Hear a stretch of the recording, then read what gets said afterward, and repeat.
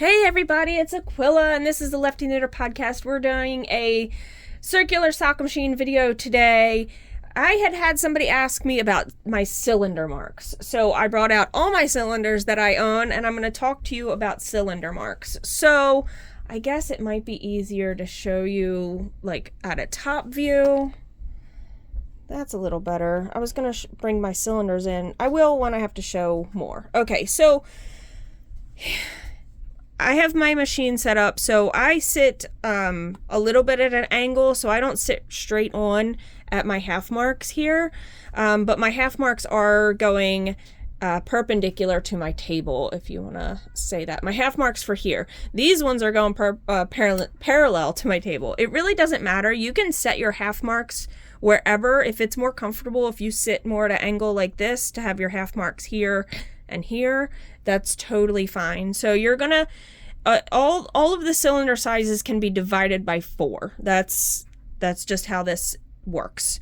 So I marked all my half marks, my quarter marks or my half marks, whatever you want to kind of say, with red. So I use nail polish because you can take it off easily with nail polish remover. You can use permanent marker. I used permanent marker in the past, but the permanent marker definitely kind of wears off. It kind of the nail polish wears off too. You can kind of see where the blue is wearing off a little bit more on the inside. That's totally fine. But permanent marker I felt like really wore off really quickly. Okay, so we are going to talk about all the other marks I have on this machine. The other marks that I have on here are my target marks for heels and toes. Now, let's dive into that a little bit more, because some people might not want their toe or heel to be this skinny. They might want it to be wider. But let's first talk about, in the Erlbacher manual, they talk about taking half of the stitches, and I've wrote down a little chart here. So if you have a 48 stitch cylinder, half is 24, okay?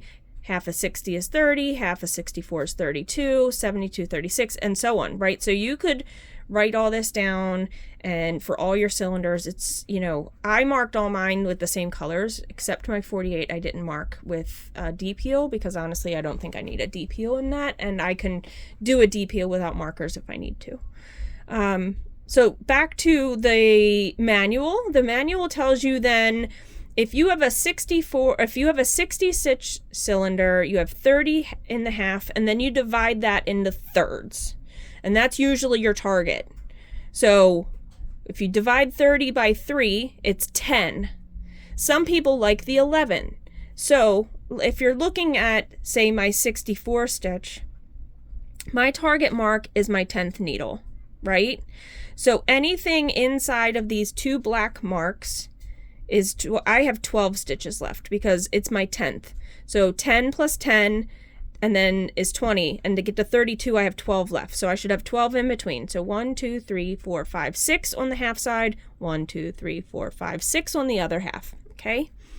So my heel and my toe, the heel, this part of the heel where you're doing all your short rows, the width of that is going to be 12, not in camera, is 12 stitches. My toe is also going to be 12 stitches wide. So it'll be the width of the sock. You know, the total width, 12 of those stitches will be my heel and my toe. Some people might think that they need their toe to be skinnier, maybe wider. It all depends. Now, if you're making socks for all different people, you might want the toe to be wider. Maybe, maybe not. Maybe you want it always to be target. But remember, if you make it, like they said in the Erlbacher manual for the 60, it's usually the 10th or 11th stitch is your target. So that means you have 10 remaining for your heel and toe. But if you make it the 11th, that means you have 8 remaining. 10 or 8, sorry, that's really hard to read. I was kind of trying to figure out how many are left for the toe and heel. So you have to remember that if you aren't going to go down to 10 and you're going to make it wider, you lose 2 rows of the foot. So you probably want to add 2 rows when you're doing no increasing or decreasing to the length of the foot, because you're going to lose 2 rows from the short rows. Does that make sense? I hope that makes sense. If you make it skinnier, you're adding 2 rows of length to your toe, meaning you should probably do 2 rows less of your foot. God, I hope that makes a lot of sense. Okay, so I marked all my cylinders. You can see my 40, here's my 48. Let me back up. This is my 48, and here's my target marks, and I've left 1, 2, 3, 4, 5. I've left 10 on my 48. Because I don't think I want it to go super skinny. Even though 1/3 of 48, if we look back at here, is the 7th or 8th stitch, and I have 1, 2, 3, 4, 5, 6. It's my 7th. So I have 7, well, 8 is 1/3, so you'd have 8. I have 10 left because I marked my 7th.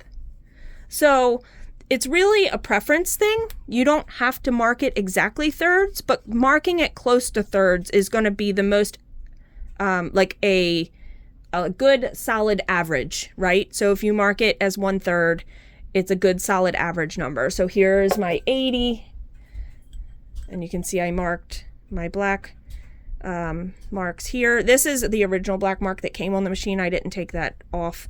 So here's my 2 black marks I made. And then I did mark my 72 also. You can see that back there, okay? So let's go back to this. So we talked about heels and toe markings, and I did the same thing on the opposite side of the cylinder with the black marks, because if I want to do a toe on the, if I use a self-striping yarn and I want the toe, gosh, sorry, back it up again. If I want the continuation of the stripes to be the top, I would do the toe on the back side of my machine, or the front side, depending on how I did my heel, right? If I did it on front or the back. I would then do, if I was doing this sock again and I wanted the stripes to continue, I would have done it on the top, and that meant on the back of my cylinder because the way I cranked this. Okay, it's hard to explain top, bottom, front, back because everybody does it different. Some people might do all their heels on the back and then do toes that way too. Okay, so I marked, I just symmetrically marked my cylinder. So my black marks are the same on the front and the back. Same with my blue marks. My blue marks are if I was doing a heel tab. So I can do the heel tab on the back, I can do the heel tab on the front. This is my heel tab. So this is if I were cranking around 10 rows, and then I want to do short rows, and I want to only do this many short rows, right? From here to here would be my short rows. I'm doing 1, 2, 3, 4, 5, 6, 7 short rows to get a heel tab. Oh, I took the other, I just made a heel tab sock. I would only do my short rows between the blue, and then I would go back to my half marks, and then I would crank 10 rows, or however many rows you want, and hang the hem. So then you have a little heel tab from this. You get like, you make just a tiny heel tab. So my blue marks are my heel tab marks. I do not have marks for a deep heel on my machine.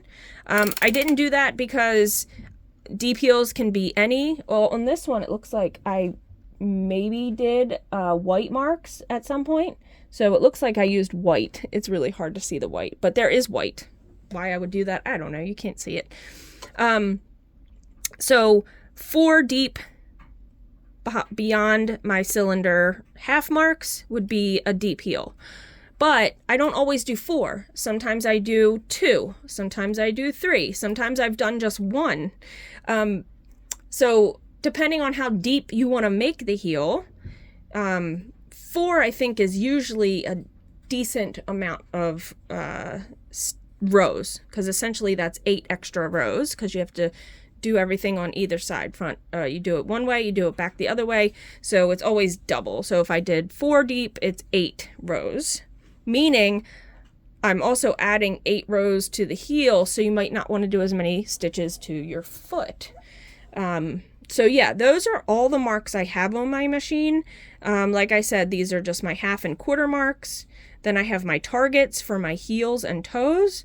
And then these are for doing my heel tabs, because I can never remember how far to go. Obviously it's 1, 2, 3, 4, 5, 6, 7, 7th in. I don't know why I chose that number. Honestly, I'm really not sure. But I left 2 needles between those. And I don't know why. I don't know where I got that number from. But when I marked my 72, I did it the same. There's 2 needles in between. And when I marked my 80, I did it the same too. So I don't know if I got that from somewhere. I'm honestly not sure where I got that. It probably was from another video of somebody doing shorty socks with the heel tab. And that's how I knew it. So those are all the marks on my machine. I don't think there's anything else to really talk about the marks. But again, it's all preference. So if you want your toe and heel box to be skinnier or wider, you would mark it like that. I marked it as pretty much thirds because that's pretty standard. You know, it's average, it's standard, etc. It's not the end all be all answer, right?